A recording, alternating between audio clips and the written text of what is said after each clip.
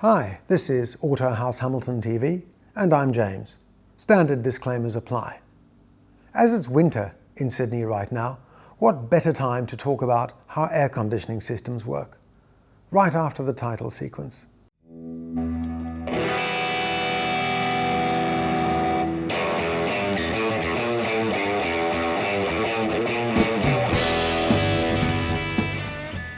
The main components of your car's AC system are the compressor, and this compressor has a clutch so that when it is not engaged there is minimal drag, the condenser, the evaporator, and also a refrigerant gas, which I'm not about to demonstrate. As you'd expect, all of these things follow the strict rules of nominative determinism and do exactly what they say they do. The compressor compresses the refrigerant gas, which is what cools you down. When gas is compressed, it gets warmer. If you've used a bicycle pump recently enough to remember, then you may have noticed this. The warming of gases when compressed is also why diesel engines do not need spark plugs. They rely on compression ignition instead of spark ignition. When the air-fuel mixture is sufficiently compressed, it heats to the point where ignition occurs.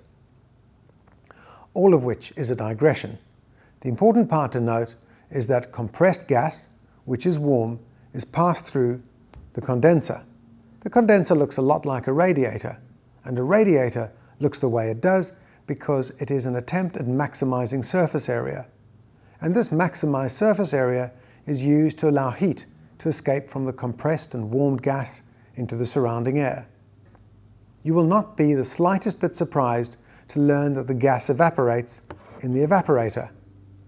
As it evaporates, the gas cools. If you think back to the act of spraying deodorant into your armpits first thing this morning and the feeling of coolth as the deodorant evaporated, that's the principle which the evaporator uses. It's also why we perspire. That's your body using the evaporation of water to shed heat.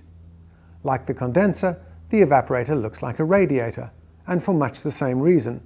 It's all about maximizing surface area within a relatively small volume. The condenser uses its surface area to allow heat to be given to the surrounding air. The evaporator, with a fan blowing air into the passenger cabin, allows heat to be extracted from the air so that the air blown into the passenger cabin is pleasantly cool. Of course, it's a bit more complicated than that. There are two additional elements. These are the receiver dryer and the expansion valve. Once again, the names tell us pretty clearly what these things do. The receiver dryer receives and dries.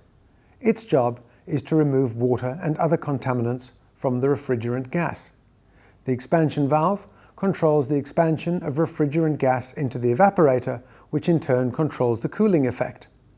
Open the valve via the aircon controls and more gas is allowed to evaporate for more cooling.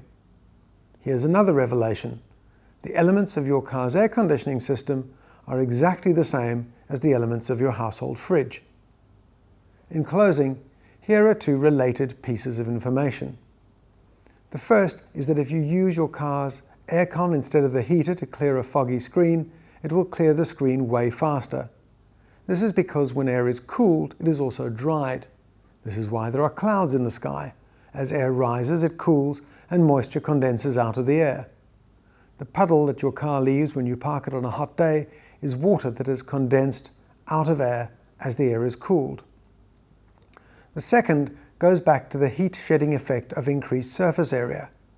This is why tiny humans need to be bundled up warmer than us larger humans. As volume decreases, the ratio of surface area to volume increases. Babies have a relatively high surface area to their volume, and so lose heat faster than larger humans. Finally, if you have a car with climate control and a thermostat that lets you specify a target temperature, you're probably using it wrong, but that can wait for a later video. Thank you for watching.